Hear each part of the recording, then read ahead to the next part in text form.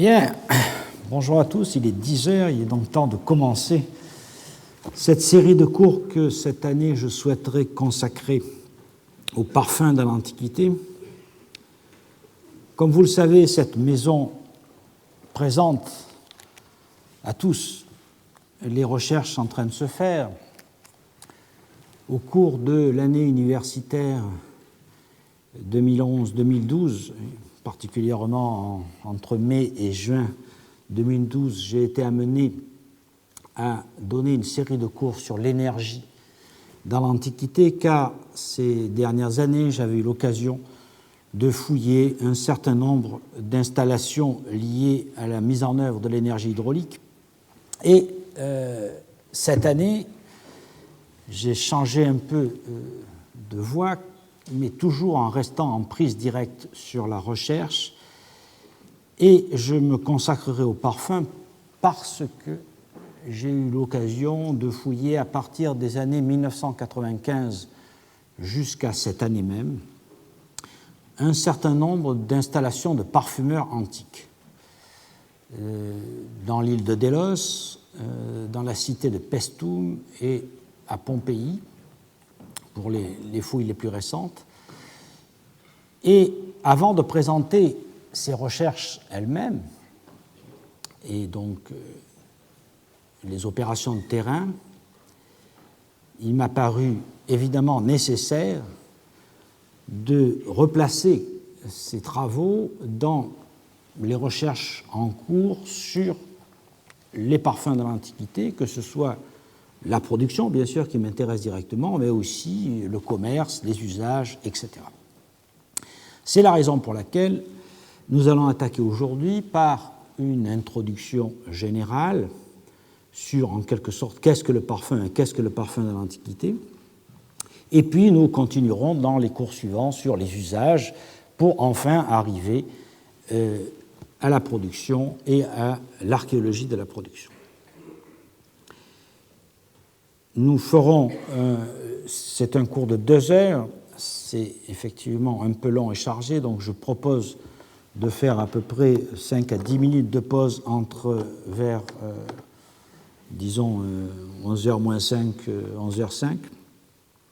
Et donc ça se présentera en 2 parties. La première question qu'il faut se poser, avant d'aborder le sujet lui-même, c'est qu'est-ce que la nature du parfum, de façon à comprendre son importance dans l'histoire. En fait, les odeurs, comme vous le savez, sont des molécules volatiles qui arrivent dans une zone du nez assez profonde qui transmet l'information dans la partie la plus ancienne de notre cerveau. Le monde des émotions est généré par les odeurs qui nous indiquent instantanément la présence de nourriture, la présence de substances toxiques, la présence de prédateurs. Les bonnes odeurs, éodia, comme on disait en grec, sont celles de la nourriture et des fleurs, et les mauvaises, celles de la putréfaction et des toxiques. De façon moins consciente pour les hommes d'aujourd'hui, les signaux chimiques permettent aux individus de chaque espèce de communiquer à l'intérieur de leur propre espèce et entre les espèces. C'est ainsi que l'olfaction est le moyen de communication primordial de l'enfant vers sa mère, qui lui permet de reconnaître dès sa naissance et de s'orienter vers le sein maternel pour se nourrir. De même, les odeurs corporelles des proches parents sont distinguées aisément de celles d'individus étrangers à la famille. Des études récentes tendent à montrer que les individus sont attirés par les odeurs d'individus de l'autre sexe ayant un patrimoine génétique différent sans être trop éloignés. Déjà, Lucrèce, dans le De Rerum Natura, au livre 3, vers 220, avait postulé que les odeurs, je cite, naissent en grand nombre de germes minuscules épars dans toutes les substances des corps. Et en fait, ces molécules aromatiques sont des espèces de clés qui ouvrent des serrures spécifiques, en l'occurrence les cellules du bulbe olfactif qui sont très innervées. Serrures et clés sont très subtiles Le cumin a la même structure que la molécule de la menthe, par exemple, mais avec une symétrie inversée, et nous sommes pourtant capables de les distinguer à coup sûr. Les odeurs du corps transportent une information qui provoque un stimulus réflexe. Chez les animaux aussi proches que nous que les singes, les sécrétions de substances grasses odoriférantes servent à communiquer par phéromones avec les individus de la même espèce, donc surtout entre mâles et femelles. Mais dans l'espèce humaine, le phénomène est beaucoup plus compliqué du fait du développement extraordinaire de notre cerveau et de notre conscience, et du fait des cultures que nous avons développées au cours du temps pour bâtir les sociétés qui permettent à des groupes d'hommes de vivre ensemble dans une relative harmonie. Si l'on résume les conclusions de Stoddart, qui a publié en 1990 un ouvrage assez connu qui s'appelle The Scented Ape, Biology and Culture of Human Odor, à Cambridge University Press. Selon Stoddart, donc, l'homme est un singe et qui est très fortement émetteur d'odeurs. Il produit des sécrétions, notamment une sueur au niveau des aisselles, qui est un signal sexuel pour l'autre sexe. Les hommes partagent avec les chimpanzés une hypersexualisation qui entre en conflit avec la nécessité biologique de créer une structure familiale pour s'occuper longtemps des petits. Cette tension aurait provoqué la réduction de la communication sexuelle à un seul partenaire. L'espèce humaine est bien loin de résoudre culturellement l'opposition entre le comportement originel de promiscuité sexuelle et un comportement éthologique acquis, plus récent que le premier, qu'il a fallu adapter pour créer des sociétés. Cette tension est perceptible dans le désir de séduire, mais à l'intérieur de règles sociales, comme l'ont montré très clairement mesdames Baudiou et Mel dans un article qui est paru assez récemment, qui s'appelle « Sociologie des odeurs en pays grec », paru donc dans un recueil qui s'appelle « Parfums et odeurs de l'Antiquité » en 2008 aux presses universitaires de Rennes. Elles établissent qu'en Grèce ancienne, le parfum caractérise la femme mariée par rapport à la jeune fille, la parthénos. Seules les femmes mariées ont la légitimité de s'en servir pour attirer leur mari et remplir par leur séduction leur devoir, c'est-à-dire donner des enfants et donc des guerriers à la cité. Il s'agit à la fois de dissimuler ces odeurs corporelles, signaux trop évidents, et de suggérer le désir par des parfums artificiels. Les substances biochimiques sont détectées par le système olfactif et certaines odeurs sont particulièrement agréables, excitantes, car agissant sur le pouvoir de séduction, le préparant tout en masquant son caractère trop brutalement animal. Cela explique l'attrait que nous avons dans certains parfums pour des senteurs animales telles que le musc, l'ambre gris, la civette, mais aussi des senteurs qui s'en rapprochent, comme le nard par exemple. Cette fonction liée à l'attrait sexuel est la fonction de base du parfum selon moi. Toutes les autres en découlent, même si, comme nous le verrons, les attestations textuelles, épigraphiques et archéologiques privilégient les autres fonctions. Mais à mon avis, il s'agit comme souvent d'un effet de source. Certaines autres substances non alimentaires sont considérées comme appréciables. Pourquoi ? Les sociétés primitives ne fabriquent pas de parfums, mais elles utilisent des substances odorantes pour éloigner les insectes par des résines, pour guérir par des gras animaux, des fleurs ou des résines. L'oliban, par exemple, est une résine riche en terpènes qui éloigne les bactéries et les insectes. La cannelle est échauffante et stimule les fonctions cardiaques, circulatoires et respiratoires. La myrrhe est un onguent anti-inflammatoire et antimycotique qu'on a par la suite utilisé pour l'embaumement. Et ainsi, la résine est entrée dans le monde du symbolisme de préservation et d'éternité. Une seconde fonction de base des parfums est donc de soigner et de préserver et, par voie de conséquence, de rendre grâce aux divinités pour toute aide ou guérison. Les substances odoriférantes, principalement les parfums, servent donc à éloigner les insectes et les micro-organismes, à soigner le corps et à favoriser la reproduction. Elles ont été au fil du temps sélectionnées et combinées. Leur utilisation s'est peu à peu codifiée, à la fois pour certaines pour attirer le sexe opposé, pour d'autres pour rendre grâce aux dieux, et tout cela bien au-delà de tout processus logique et avec un effet immédiat. La fonction symbolique et religieuse des parfums s'est donc développée sur ce substrat, prenant des formes typiques telles que les fumigations avec les bois odorants ou les résines comme l'encens, ou des onctions de statues de culte, de prêtres, d'animaux à sacrifier. C'est donc la troisième fonction du parfum.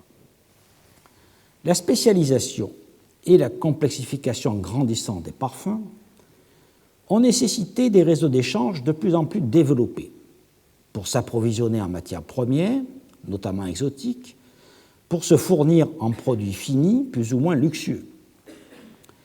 En effet, lorsque l'usage des parfums s'est peu à peu répandu dans l'ensemble de la population, surtout à partir de la fin de l'archaïsme et durant l'époque classique, il s'est créé une hiérarchie fondée sur la rareté des ingrédients et sur la complexité des recettes, afin que puissent se distinguer les parfums de luxe des parfums communs, fabriqués, eux, à base d'ingrédients locaux. Car la quatrième fonction du parfum est d'être un marqueur social, un status symbole. Utiliser des parfums et avoir une chevelure longue, soignée et parfumée était pour les hommes de l'époque archaïque le signe olfactif et visuel de l'appartenance à l'aristocratie. Un demi-millénaire plus tard, cela ne suffisait plus. Il fallait que le parfum soit fait de substances exotiques, que sa recette soit compliquée et à la mode la plus récente. Il était un signe de richesse individuelle, mais aussi collective. À Agrigente, au 5e siècle avant Jésus-Christ, d'après Diodore, livre 12, paragraphe 82-8, le luxe dans lequel vivent les habitants était manifeste. Ils portaient des vêtements efféminés, des objets d'or, des strigiles et utilisaient des parfums de prix, conservés dans des flacons en or. Mais les villes de Syrie, par exemple, n'étaient pas en reste au IIe siècle avant Jésus-Christ, selon Poséidonios d'Apamée,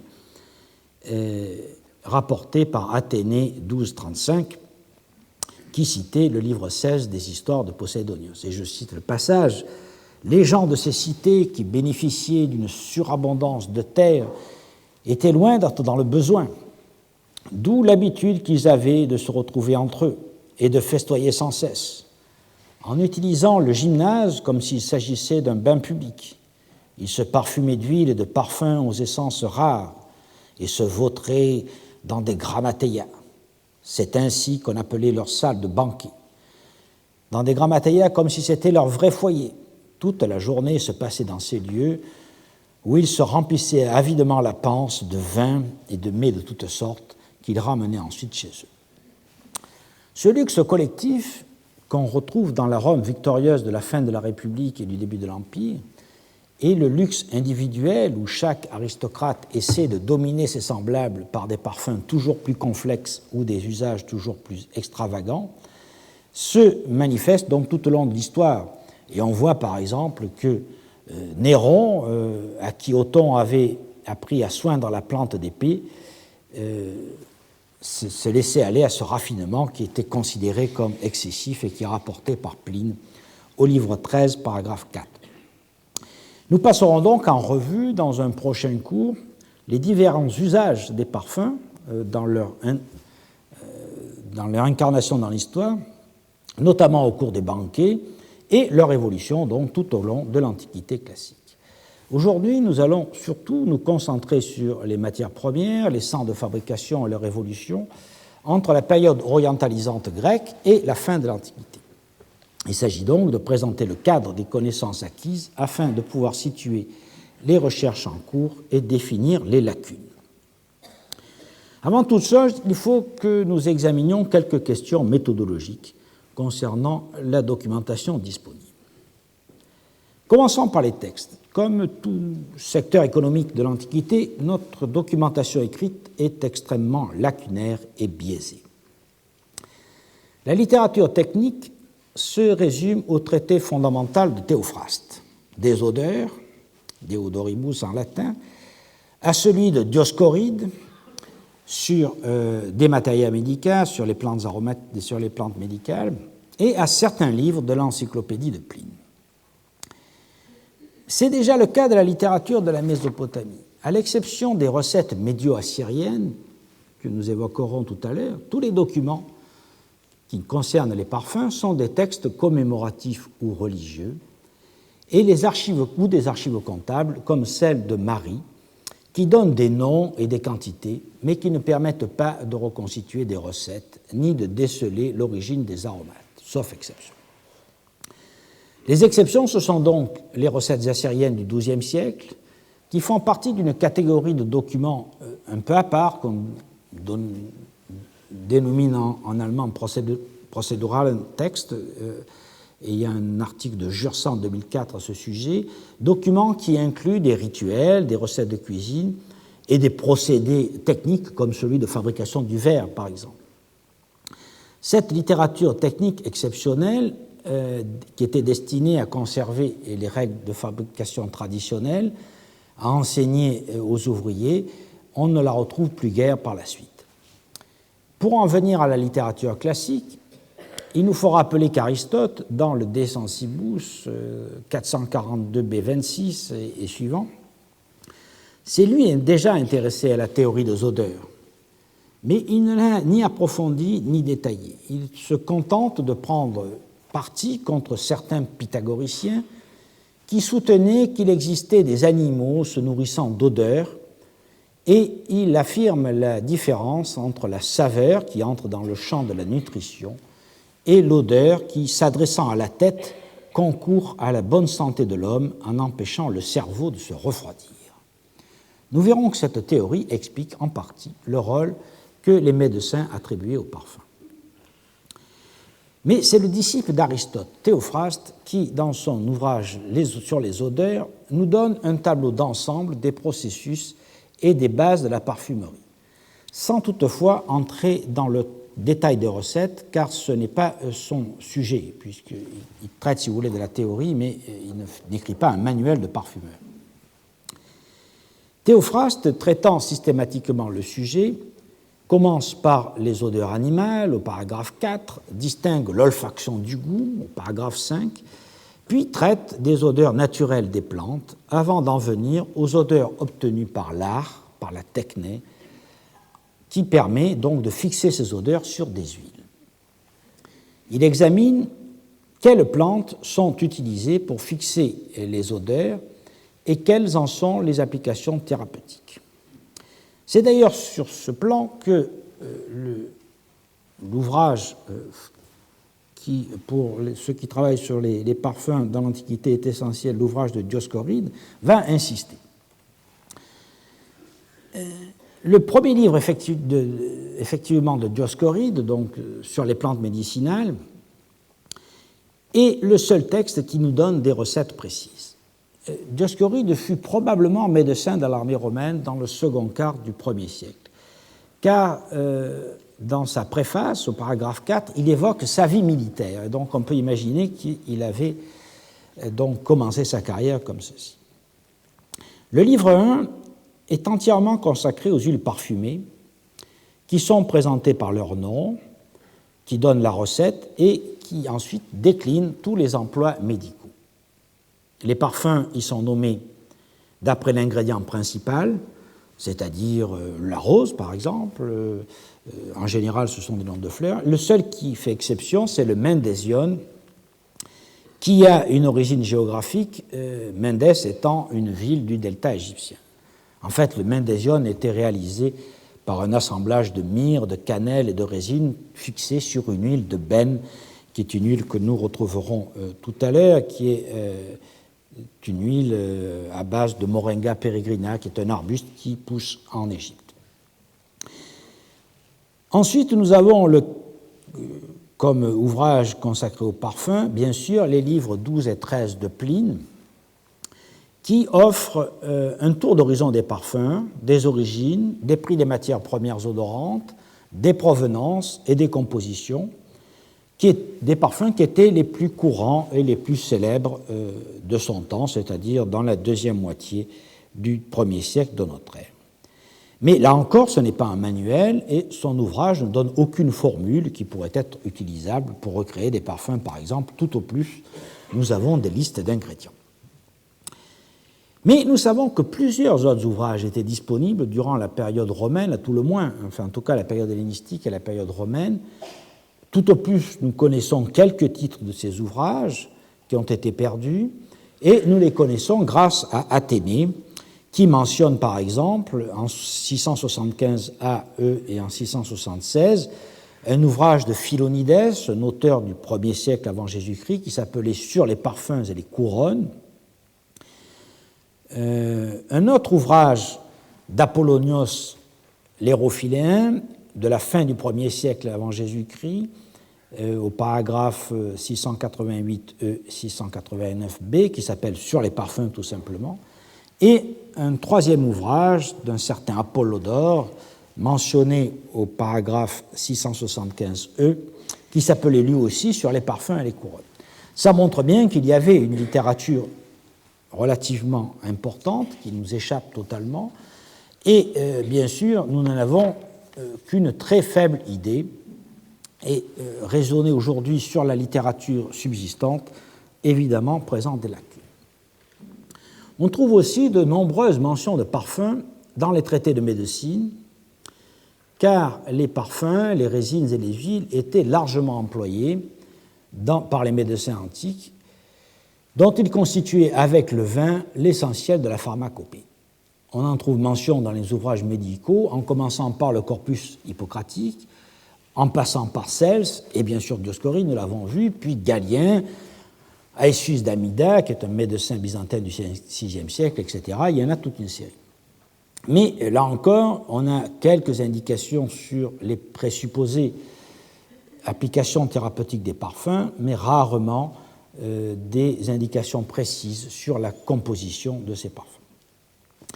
On trouve aussi des allusions à l'usage des huiles parfumées, également sur les parfums célèbres et sur les lieux de production, chez les poètes grecs et latins. Dès les poètes de la Grèce archaïque, Hésiode, Archiloque, Sappho, Anacréon, on trouve des allusions précises à l'emploi des parfums, notamment pour la séduction, mais bien entendu aucune indication technique. Et il en va de même pour les poètes latins. Toutefois, nous verrons dans une séance ultérieure que l'insistance de 5 poètes, Ovide, Properce, Virgile, Martial et Ausone, sur les roseraies de plein champ de Paestum, témoigne, selon moi, d'une intense production de roses, au point que c'était devenu un lieu commun, et je crois qu'il faut relier ces productions à l'artisanat de la parfumerie qui se développait dans cette ville, et donc que j'ai relié avec la fouille qui m'a été donnée de faire à Paestum. Enfin, quelques données sont à glaner, souvent en négatif, dans les écrits de Cicéron, de Sénèque, de Plutarque, et dans les sources juridiques rassemblées dans le Digeste. Mais au total, à part les visions d'ensemble que proposent Théophraste et Pline, notre information est très décousue, surtout sur les évolutions chronologiques, sur les productions et sur le commerce. Alors, est-ce qu'on peut se tourner vers les inscriptions ? Les inscriptions complètent certes le tableau, mais là encore très partiellement. Quelques-unes sortent de l'ordinaire, comme une épitaphe qui permet de connaître directement un des marchands arabes, minéens en l'occurrence, qui faisait le trafic des matières premières entre sa contrée d'origine et l'Égypte. Dans le Sérapéum de Saqqara, on a trouvé un sarcophage de bois qui porte une inscription en langue minéenne qui dit ceci: sarcophage appartenant à Zaïd ibn Zaïd Zayran, qui procurait la myrrhe et le roseau au temple des Égyptiens au temps de Ptolémée, fils de Ptolémée, en l'an 22 du règne du roi Ptolémée. Dans un article écrit par Christian Robin en 1994, qui s'appelle « L'Égypte dans les inscriptions de l'Arabie », qui est paru dans les hommages à Jean Leclan, donc dans cette année-là au Caire, le Robin propose que le Ptolémée en question soit Ptolémée VII et Vergète II, qui a régné de 146 à 117, soit Ptolémée X, Alexandre Ier, de 114 à 88 avant Jésus-Christ. Et donc là, nous avons le témoignage d'un trafiquant, d'un marchand d'aromates qui approvisionnait donc les temples. Et nous verrons tout à l'heure que les temples sont en Égypte l'un des lieux principaux de fabrication des parfums.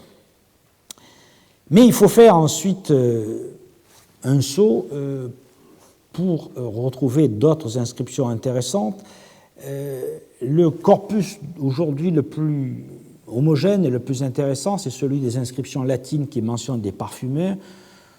À ma connaissance, on en connaît 58 aujourd'hui dans le bassin occidental de la Méditerranée. Ils ont été étudiés plusieurs fois et assez récemment, notamment par Marie-Thérèse Rapsat-Charlier et Françoise Allais, puis par Marie-Louise Bonsangue et Nicolas Tran. Je n'insiste pas sur cette source car j'ai demandé à Nicolas Tran, qui est l'un des meilleurs spécialistes aujourd'hui de cette question, de venir la présenter dans un séminaire qui aura lieu le 28 novembre. Et ainsi, nous aurons l'occasion, après sa présentation, d'en discuter la portée et les informations qu'elle livre. Il suffira ici de dire que les inscriptions nomment principalement des unguentarii. Et vous voyez ici un monument d'un unguentarius Caius Popilius Antius qui a visiblement vécu et travaillé à Rome. Donc on a principalement des unguentarii, c'est-à-dire les fabricants d'onguents, ces huiles parfumées, qui étaient vendues dans des flacons.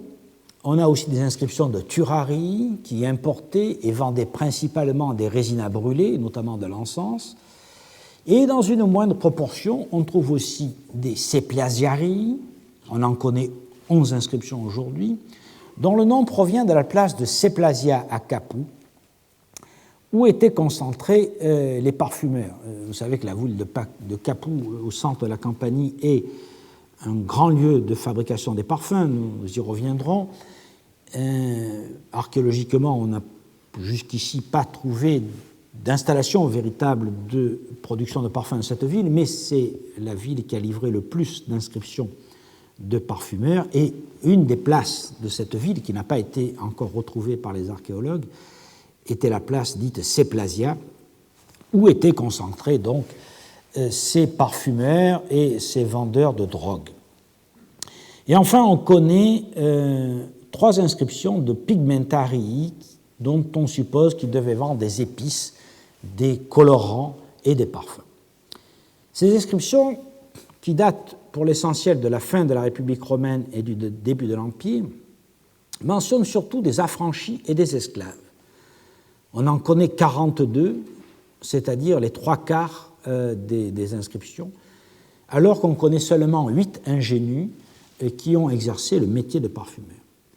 Mais ce n'est probablement pas représentatif de la réalité, car on sait bien que les esclaves et les affranchis font plus souvent état de leur métier que les ingénus, dans la mesure où, n'ayant pas de statut juridique ou ayant un statut social et juridique inférieur, ils doivent souligner la nature de leur travail, qui est le facteur essentiel de leur intégration dans la société.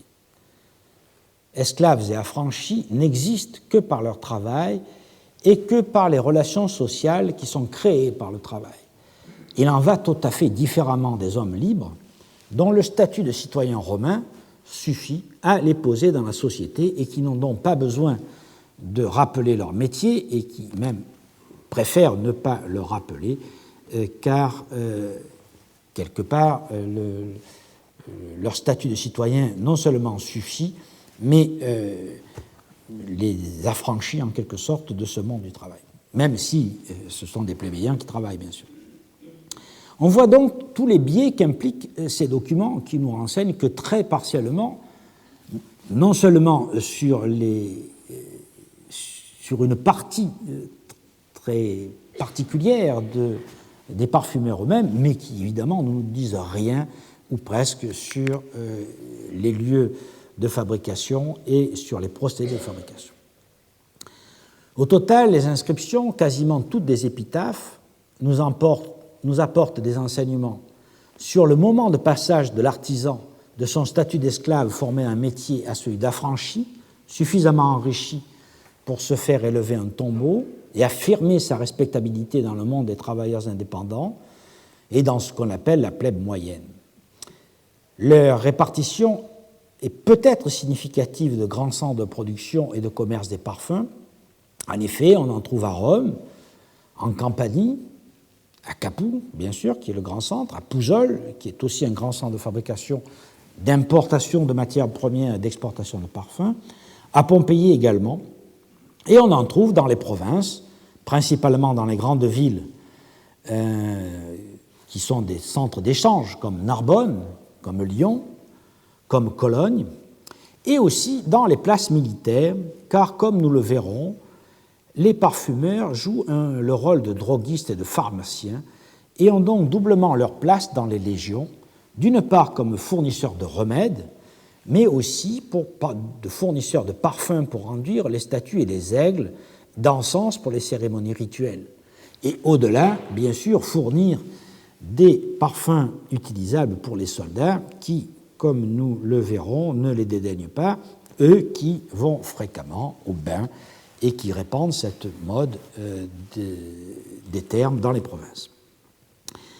Mais c'est à peu près tout ce qu'on peut tirer donc de ces inscriptions. Pour les raisons précitées, à la fois le petit nombre d'inscriptions et leur particularité sociale, on ne peut étudier ni la place des ingénus par rapport aux affranchis, ni leur véritable degré de fortune, ni l'évolution dans le long terme, puisque, comme nous l'avons vu, pratiquement, dès qu'ils cessent d'avoir le statut d'esclave ou d'affranchi, ils cessent de mentionner leur profession.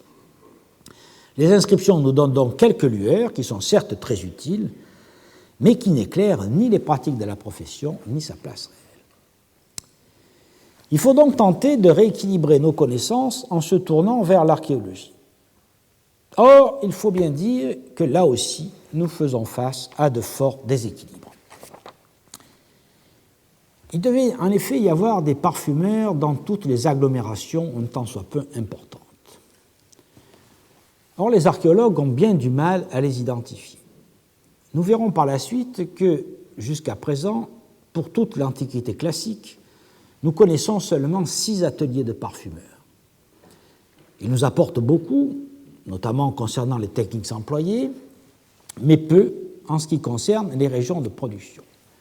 Certes, leur localisation, Israël, Délos, la Campanie, reflètent des zones de production bien connues par les textes, mais n'est-ce pas en partie parce qu'on cherche les installations de parfumeurs dans ces régions particulièrement bien connues qu'on les trouve? Au total, ce seront donc les conteneurs, les flacons, qui vont nous donner l'information la plus continue et la plus massive. En effet, on les trouve partout. Et grâce à leurs pattes et à leur décor, on est désormais à même d'identifier les productions de telle ou telle région, de distinguer les importations des productions locales et de tracer les flux commerciaux et leur évolution.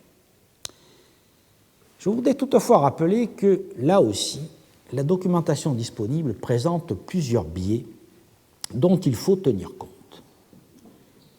Le premier biais, bien entendu, est inhérent à la nature même de la documentation archéologique. Celle-ci est partielle, due au hasard, certes en augmentation constante, mais en augmentation désordonnée, inégalement répartie dans l'espace et dans le temps, difficilement accessible et quantifiable du fait de la nature des publications, de leur retard et du manque de banques de données.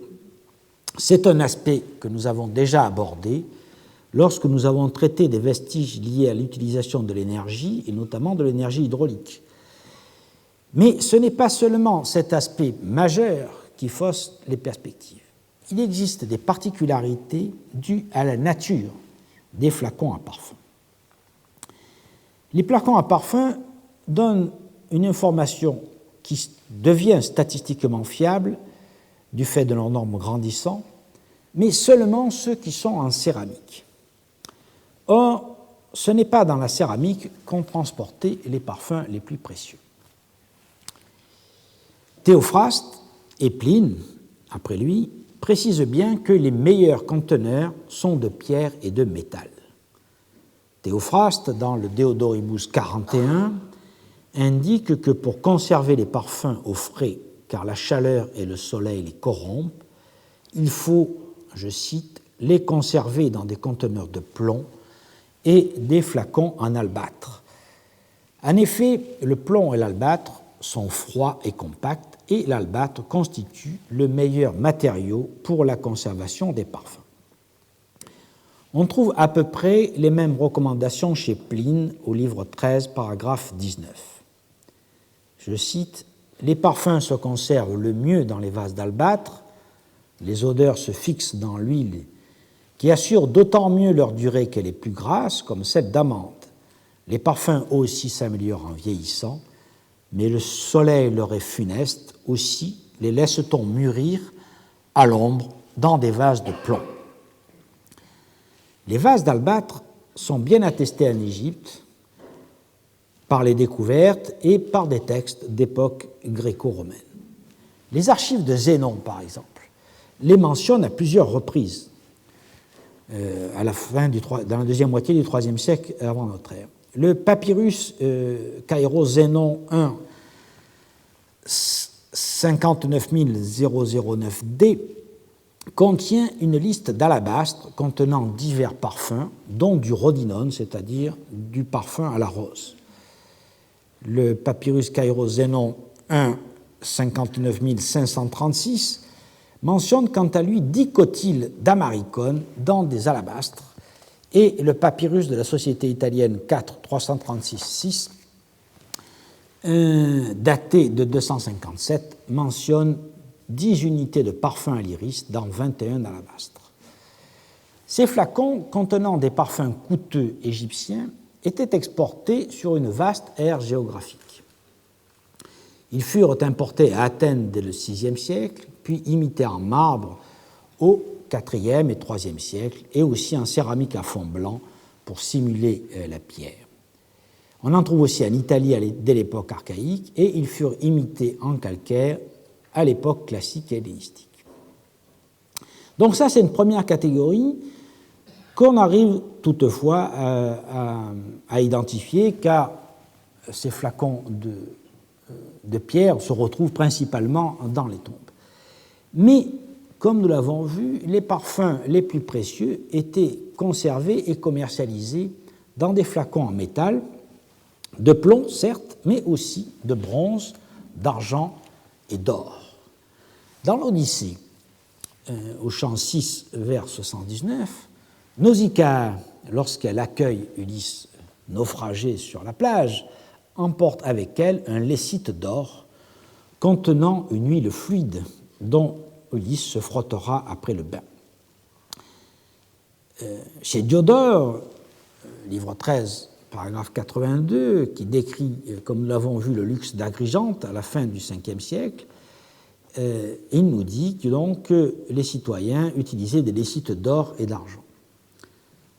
Après la bataille d'Issos, dans un célèbre passage rapporté par Athénée, Alexandre découvre la salle de bain équipée avec la salle de bain du roi de Perse, équipée avec des flacons de parfum en or dans une pièce qui exsudait l'odeur des épices et des parfums. De la même façon, dans la fameuse procession organisée par Ptolémée II à Alexandrie dans les années 279-262 avant Jésus-Christ, des enfants transportaient des conteneurs en or contenant de l'encens, de la myrrhe et du safran. C'est rapporté par Calixène de Rhodes, toujours chez Athénée. Enfin, Antiochos Épiphane, à l'occasion des jeux qu'il donna à Daphné, fit une procession splendide où, entre autres, 200 femmes aspergeaient le public avec des parfums tirés de vases en or. Après l'ouverture des jeux, nous dit Athénée, durant les 5 premiers jours, chaque personne qui venait au gymnase était oint d'un parfum au safran, porté sur des plats d'or, contenant aussi de la cinnamome et du spikenard. On voit donc que chez les rois, chez les princes et les aristocrates, ainsi que dans les cités au moment de leur apogée économique, les flacons à parfum en métaux précieux étaient relativement fréquents. Il faut donc tenir compte de ce fait lorsqu'on tente d'étudier la diffusion des parfums dans une région donnée. On peut ainsi se demander si, dans certaines villes comme Athènes, au 5e et 4e siècle avant Jésus-Christ, la rareté des aribales en céramique n'indique pas qu'ils étaient le plus souvent faits de métal plus ou moins précieux, soit d'or ou d'argent, soit simplement de bronze, et qu'ils étaient donc remplis périodiquement. Donc toute cette partie nous échappe le plus souvent, car ces flacons, sauf exception lorsqu'ils ont été déposés dans des tombes aristocratiques, ces flacons ont été bien sûr récupérés, refondus, et la part, disons, la plus précieuse de ce commerce des parfums nous échappe de cette façon. Mais il y avait aussi, depuis l'âge du bronze au moins, des conteneurs en matière périssable, en bois, en corne et en cuir. L'utilisation de petites boîtes de bois cylindriques pour contenir des aromates et des parfums est attestée en effet dès le néolithique. Puis, à une époque évidemment plus récente, les archives de la colonie juive d'Éléphantine, par exemple, qui datent de la fin du 5e siècle, qui date du 5e siècle avant Jésus-Christ, rapportent que des flacons d'huile parfumée sont en bois ou en pierre, et dans des documents qui nous indiquent que les femmes de cette communauté s'enduisaient d'huile après le bain. Je vous renvoie à un ouvrage de Porten qui s'appelle Archives from Elephantine, The Life of an Ancient Jewish Military Colony, paru en 1968 à Berkeley.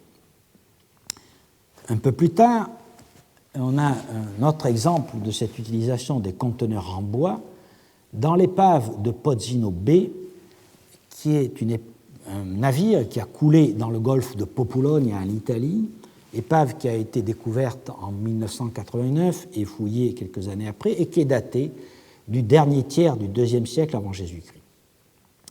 Ce bateau contenait de la vaisselle à vernis noir en campagnana, des unguentaria en céramique, des coupes en verre, des lingots de plomb et une boîte renfermant 136 cylindres de bois qui contenaient des épices et, dans un cas, des espèces de pilules qui étaient probablement destinées à soigner des troubles, peut-être intestinaux.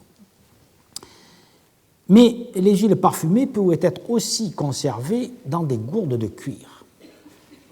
Lors du siège d'Athènes par Sylla, Plutarque nous rapporte, dans la vie de Sylla 13.3, nous rapporte que, et je cite, « Tandis que le médimne de blé se vendait 1000 drachmes dans la ville et que les habitants se nourrissaient de matricaires qui poussent sur l'acropole et faisaient cuire pour les manger des semelles et des lessites de cuir, Aristion, qui était le tyran de la ville à cette époque, ne cessait de boire en plein jour et de faire la fête. » On voit donc que dans l'Athènes du tout début du 1er siècle avant Jésus-Christ, il devait être relativement courant de conserver les parfums dans des lessites de cuir, c'est-à-dire dans des conteneurs souples, et notamment lorsqu'on devait se rendre à la palestre. Et il y en avait en tout cas suffisamment pour que ça puisse permettre de donner un peu de goût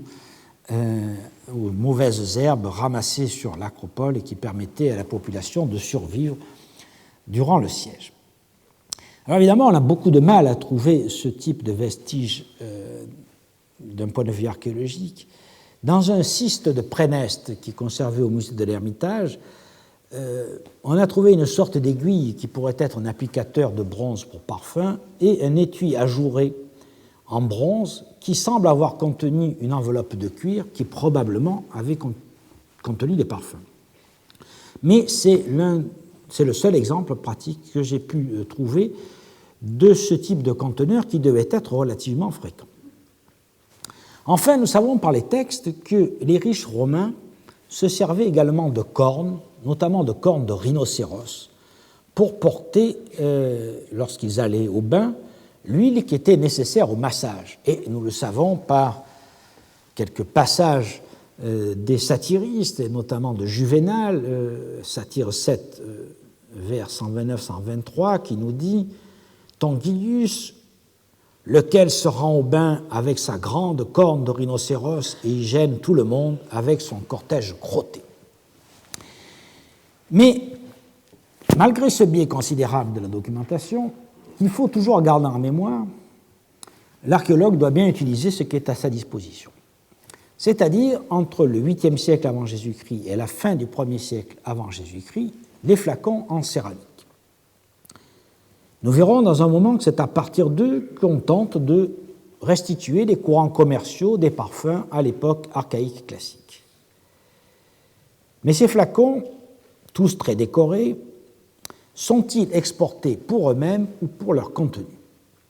Ou étaient-ils transportés pleins ou vides? Plusieurs auteurs, notamment Virginia Anderson en 1987 et Camilli en 1999, l'article de Virginia Anderson s'appelle Chronology and Function of Ceramic Unguentaria, paru dans l'American Journal of Archaeology en 1987, et l'article de Camilli s'appelle Ampullae balsamari ceramici dieta hellenistica romana, paru en 1999, ont avancé l'hypothèse, ou en tout cas l'idée, que la porosité des flacons de céramique imposait de les expédier vides et de les remplir à l'arrivée avec des huiles parfumées que l'on aurait transportées à part, notamment dans des amphores.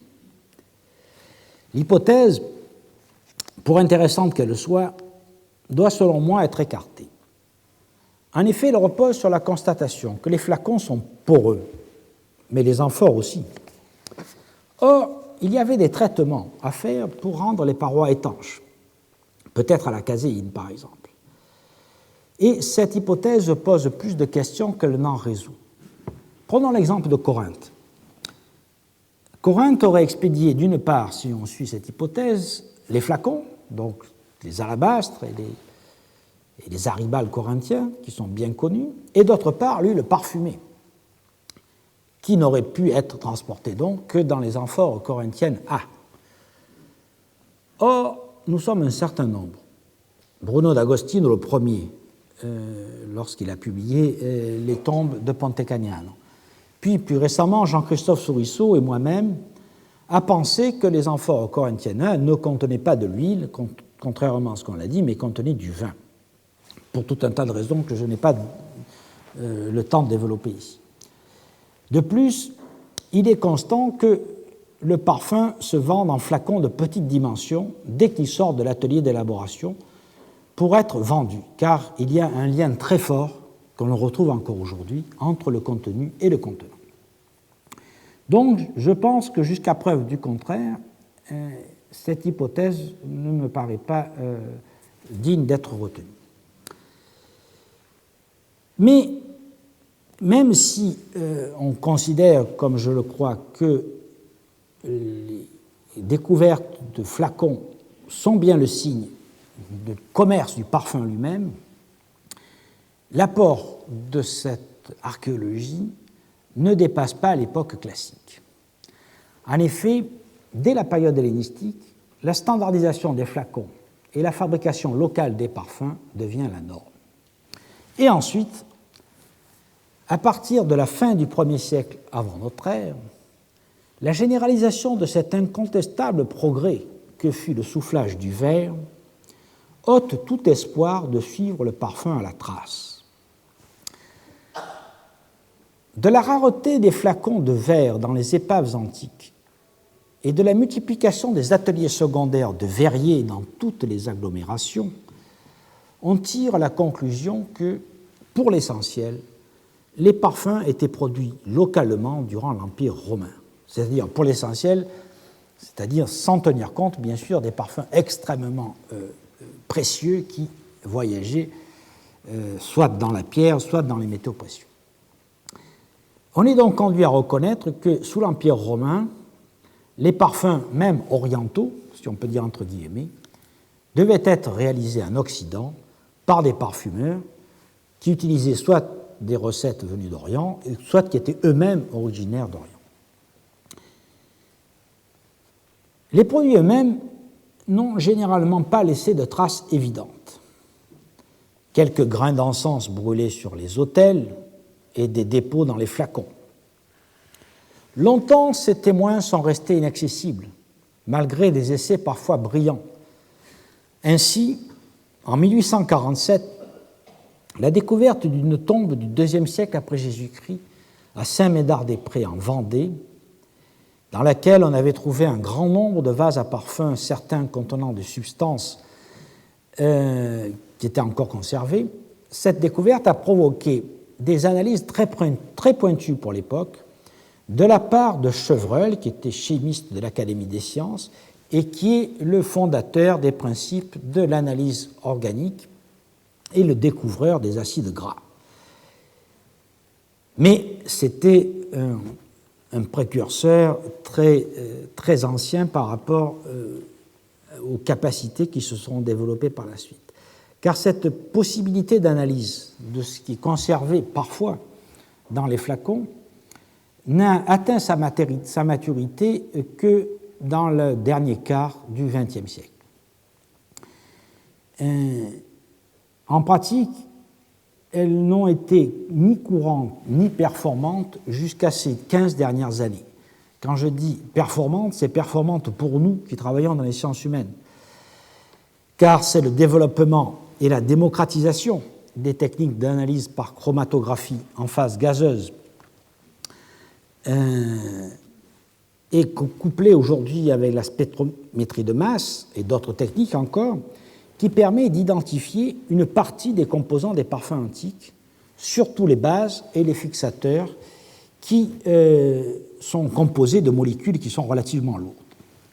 Je ne m'étends pas sur cette question maintenant, car j'ai invité l'un des meilleurs spécialistes de la question et des analyses chimiques archéologiques, qui s'appelle Nicolas Garnier, et qui viendra la semaine prochaine nous présenter l'état actuel des techniques et les résultats qu'on obtient. Et à la suite de son intervention, au cours du séminaire, je lui poserai un certain nombre de questions et nous débattrons donc de ces avancées récentes. Ayant balisé les lacunes et les risques méthodologiques, et avant d'entrer véritablement dans l'époque gréco-romaine, il va falloir maintenant rappeler à grands traits nos connaissances sur le parfum pour les époques antérieures, c'est-à-dire pour le bassin méditerranéen, l'apport de la Mésopotamie, de l'Égypte et de l'Égée protohistorique, car, comme nous le verrons, l'acquis principalement de l'âge du bronze est fondamental à la fois pour les procédés de fabrication et pour les usages, et en quelque sorte, la civilisation gréco-romaine s'inscrit totalement dans les prémices et dans la tradition culturelle et cultuelle mise en place par les civilisations qui les ont précédées. Il n'y a pas véritablement de rupture, mais un développement et un enrichissement de ces pratiques de fabrication et de ces usages. C'est ce que nous allons aborder dans un petit moment, dans la deuxième partie de ce cours, après une petite pause d'une dizaine de minutes.